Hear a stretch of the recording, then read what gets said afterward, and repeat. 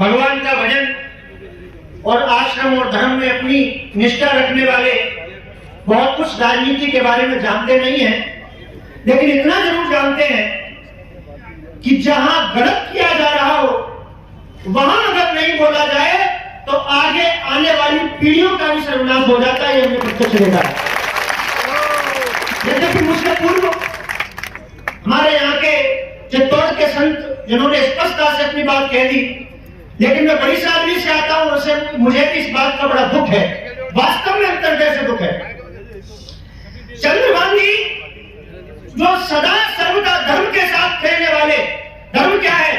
हर एक की सेवा करने वाले, पर हित सरस धर्म नहीं भाई, पर पीड़ा सम नहीं अधमाई।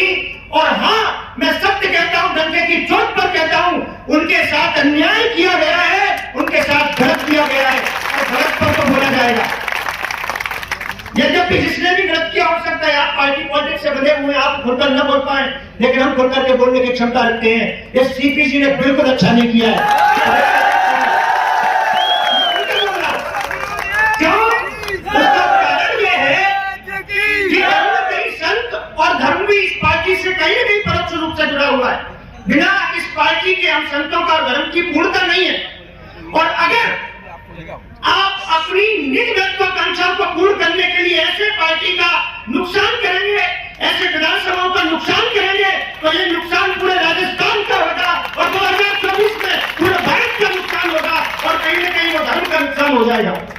इसलिए अपनी महत्वाकांक्षाओं को पूर्ण करने के लिए ऐसा बिल्कुल नहीं करना चाहिए था। अगर कोई कमी होती, अगर किसी प्रकार की कोई लांछन होता, कोई दोष होता तो समझा जा सकता था, लेकिन हलवे की जैसी जीती जितनी सीट को डिस्टर्ब करना और चंद्रभान जी को विशेष करके परेशान करना, ये बिल्कुल ठीक नहीं किया है। जबकि ऐसा नहीं कि सीपी जी हमारे आश्रम से जुड़े नहीं है, उनके भाई बंद, उनके स्वयं के मामा मामी मेरे साथ यात्रा में जाते हैं, वो स्वयं आश्रम में आते हैं, लेकिन यहाँ उन्होंने बिल्कुल गलत किया है और इसका परिणाम पूरे राजस्थान में भोगना पड़ेगा। पता नहीं क्या हो गया है ऊपर के शीर्ष नेतृत्व को, क्यों नहीं वो देखते, क्यों नहीं वो विचार करते? केवल थोड़ी सी महत्वाकांक्षा के कारण, केवल थोड़ी सी अपनी बात को दिखाने के कारण इस प्रकार से। अच्छा, कौन नहीं जानता है क्या गलती आपने पहले नहीं की थी? आपने ये गलती सीपी ने पहले भी की थी। उस चुनाव में अपनी जिद करके बल्लभ नगर की सीट को भारी बहुमत से नुकसान हुआ था। पार्टी का नुकसान होता है तो संतों का नुकसान होता है। और ये दूसरी फिर गलती करने जा रहे हैं। मेवाड़ की सीटों पर ठीक है, प्रदेश अध्यक्ष बने, मोदी की लहरों पर सवार होकर के कहां पहुंचे सब लोग जानते हैं।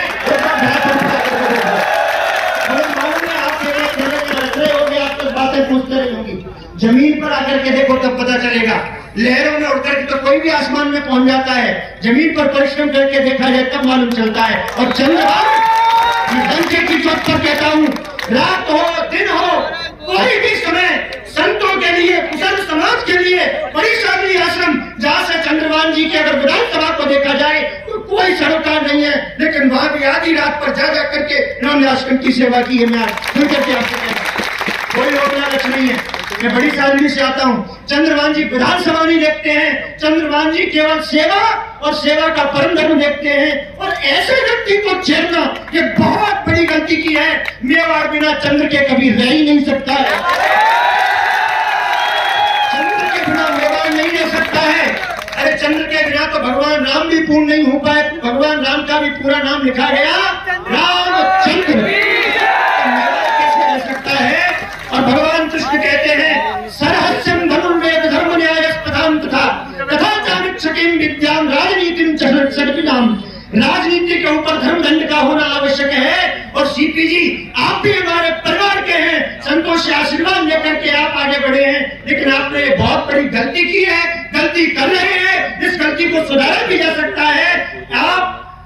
आप जिस लहरों पर सवार होकर के वहां पहुंचे, भगवान हम भी कामना करते हैं, आप भी हमारे क्षेत्र के हैं, मेवाड़ के हैं, कि आप तो सीएम पद के दावेदार हो जाते, लेकिन ऐसी गलतियों करके अपनी निज महत्वाकांक्षाओं को पूर्ण करके जो आप पर पद है वो भी नहीं रह पाएगा। क्योंकि सता में आप परेशान कर रहे हैं किसी को। जीती जिताई जो सीटें मेवाड़ की डंके की चोट पर कहता हूँ, यद्यपि बहुत ज्यादा राजनीति में नहीं जानता, लेकिन आज भी डंके की चोट पर कहता हूँ, 2 सीट हलवे की जैसी स्थिति जिताई है। बल्लभ नगर की सीट अगर दे दी जाए हमारे रणधीर सिंह जी को और यहाँ की सीट हमारे चंद्रभान जी को, कोई बाई चला रहा नहीं।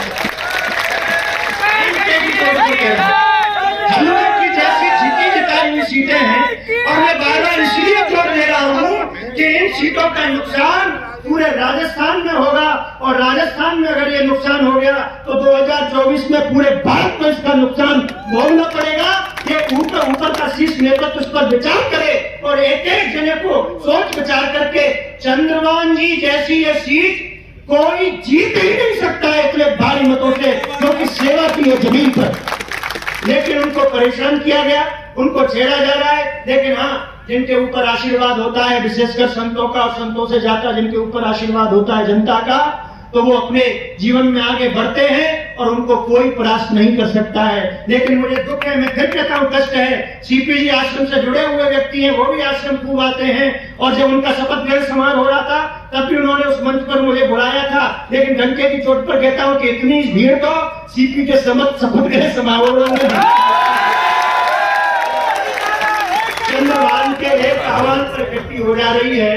तो इसलिए मैं ये कहूंगा इस पर विचार किया जाए, केवल अपनी निज महत्वाकांक्षा के लिए किसी को परेशान न किया जाए, क्योंकि चंद्र के बिना मेवाड़ नहीं रह सकता है। चंद्रभान तो आएगा और चंद्रभान आकर के रहेगा, इसमें कोई संदेह नहीं है। बस इन्हीं शब्दों के साथ मैं फिर कहूंगा कि एक बार पुनः विचार करके और ये जीती जिताई जो भी आपकी सीटें हैं उनको न छेड़ा जाए तो निश्चित है कि हम लोग एक बार पुनः जैसे 2024 में 492 वर्ष के बाद राम मंदिर का हम लोग देखने जा रहे हैं, ऐसे बहुत से फैसले भी और आगे चल करके करने हैं। इसीलिए मेवाड़ में और विशेषकर चित्तौड़ में कभी भी चंद्रभान को न छेड़ा जाए और उत्तर प्रदेश में शीर्ष नेतृत्व कभी योगी जी को न छेड़े। धन्यवाद।